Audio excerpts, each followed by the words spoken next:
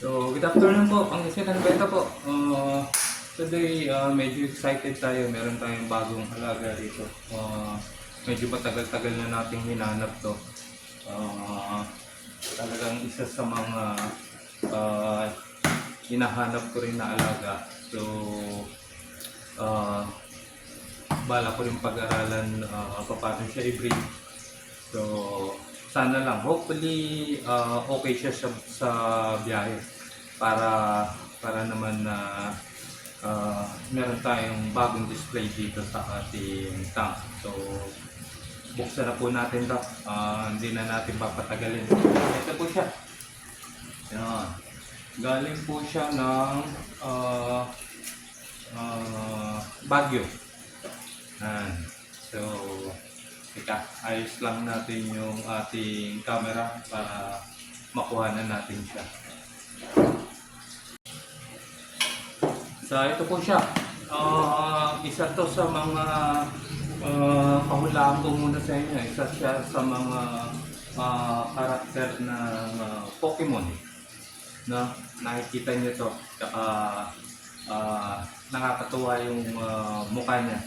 So, another pampaswerte for 2024. So, it's reptiles, amphibians. Sama natin.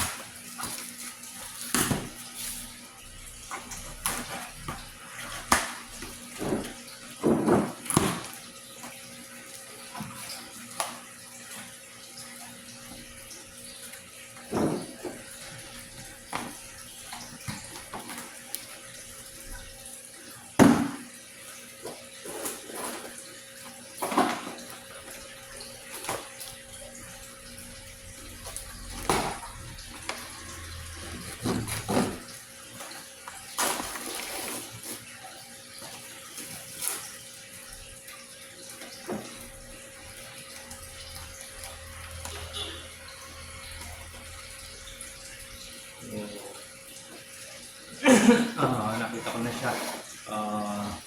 Okay siya sa biyahe. So, ito na po.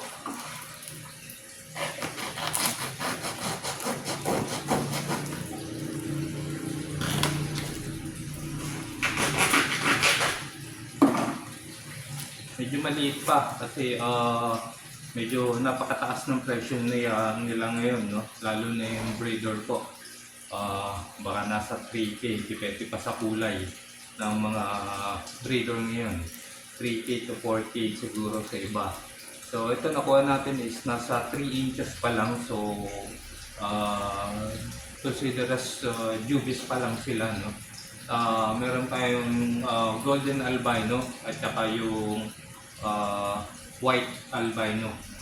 So leucistic albino. So ito na po sila, makita ko na hindi na kayo ma-excite kasi ako excited na rin. So ito po sila. I don't know kung alam niyo po ang tawag dyan. Yan. Kung alam niyo po ang tawag dyan, hindi na, papahula sana ako. Pero I'm sure alam na ibang mga hobbies to.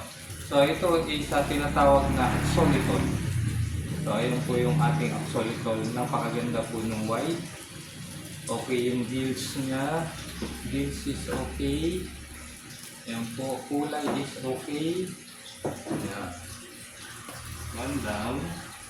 Dito po natin lalagay sa ating paladarium.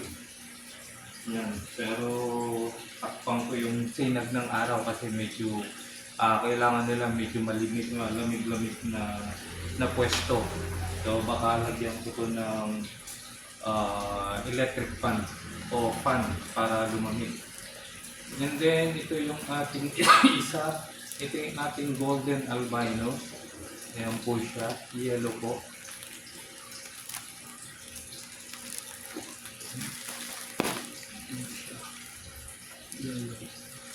Unfortunately,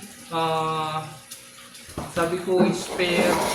Unfortunately, sa ganitong size daw is hindi pa talaga ma-gender. So, pagtiyagaan na lang natin palakihin ito muna. And hopefully, lumabas na male and female para ma-breed natin to. Pero siguro medyo matagalan pa tayo dito. Pag-aralan pa natin to. Actually, nagkaroon na ako nito dati. For sale siya. So, naibenta ko rin siya. But for this time, ito is for keeps natin. Pero kung talaga pipilitin tayo, pwede rin may out dito. So, pero for now, for keeps muna siya. Alagaan natin, pag-aralan natin kung paano siya alagaan. So, bisita lang kayo sa Tayo. Nandito po sa shop natin sa Pangasinan Ito po.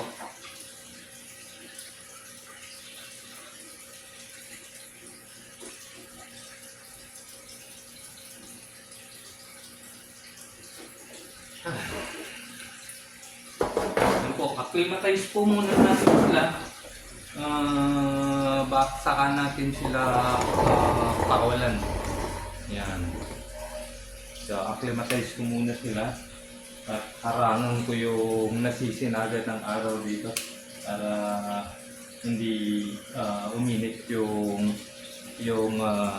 tubig nila. Anyway, naka-falls naman siya, naka-waterfalls, continuous waterfalls siya. So, magpo-provide na rin na medyo malamig-lamig na tubig yan. So, for now, acclimatize muna natin, then saka po pakita sa inyo pag nilapag ko na sila. Ito na po, pakawalan na po natin sila. Mga naka 30 minutes na rin ito siguro. Then, nag-provide ako ng electric fan nakatutok dito para hindi naman sila malibago sa lamig. No? So, and then, tinakpan ko rin dito yung nasisinaga ng araw. Pero yun doon kasi kailangan ko ito. Nalagyan ko pa siya ng plants dito sa bandang likod. Kaya kailangan ko ng konting liwanag doon. Anyway, yun dito sa banda rito sa may tubig. Tinakpan ko na para hindi uminit yung temperature natin dito. So, ito na po, the moment of truth.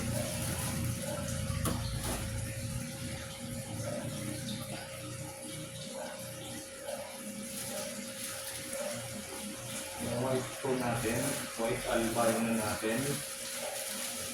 Pakawalan natin siya.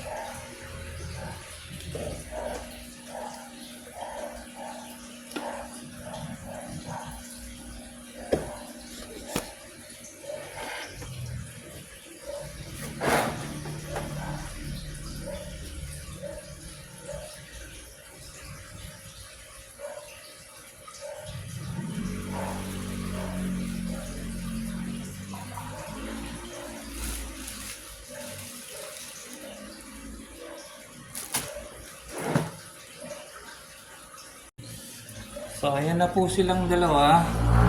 Kalapag na. Ito po yung ating white lopistic. Yan po, white albino po. At yung ating golden. Yan po.